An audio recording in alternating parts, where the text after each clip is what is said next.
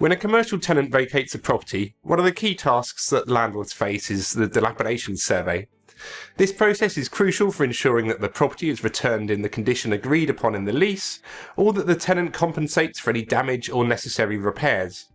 But how should you, as a landlord, prepare for the dilapidations survey to ensure a smooth process and fair outcome? I'm Tim Clarke, a Chartered Building Surveyor and Managing Director of Harris & Clarke Chartered Surveyors, and I'm here to present a brief guide on how to prepare for the dilapidations process, what to look out for, and how to protect your interests while remaining fair to your tenant. The first thing you should do when preparing for a dilapidations survey is to revisit the terms of the lease.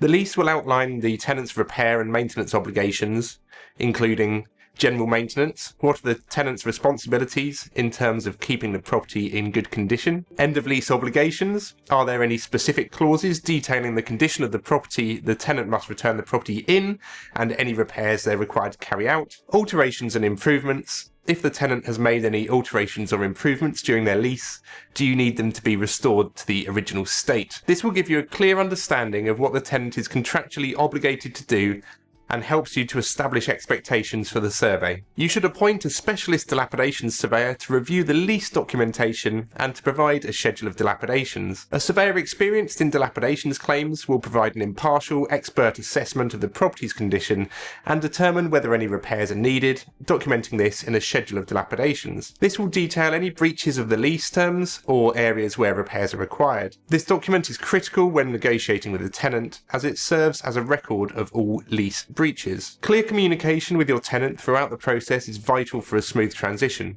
As the end of the lease approaches, make sure to notify the tenant of the survey, give the tenant adequate notice of the dilapidations survey, ideally well in advance of the lease's expiration. This allows them time to address any issues they are responsible for before the survey takes place, discuss any concerns beforehand.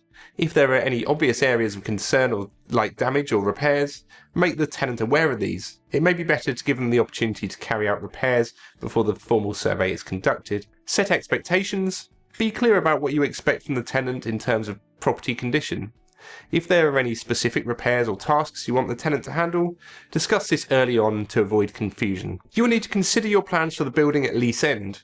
If you plan to redevelop, you will need to disclose this to the tenant, potentially limiting any financial settlement. Similarly, it will often make sense to complete any necessary works that haven't been dealt with by the tenant before lease end, rather than expecting a future tenant to do so. This will ensure that your asset value is protected, as well as strengthening your position to make recovery of funds from the outgoing tenant. Once the dilapidations survey is complete and the schedule of dilapidations is issued, the next step is negotiation.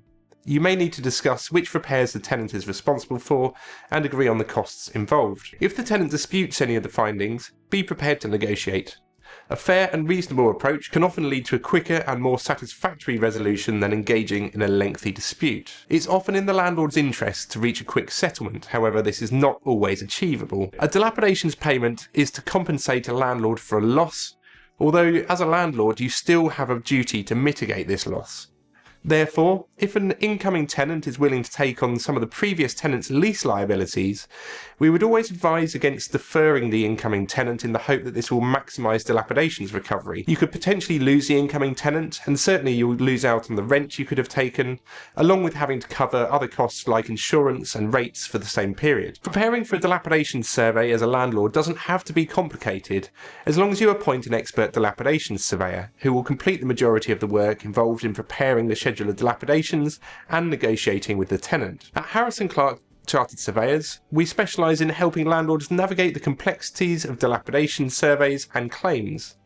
If you're preparing for the end of a lease and need expert advice or assistance, get in touch with us today to ensure a hassle-free process.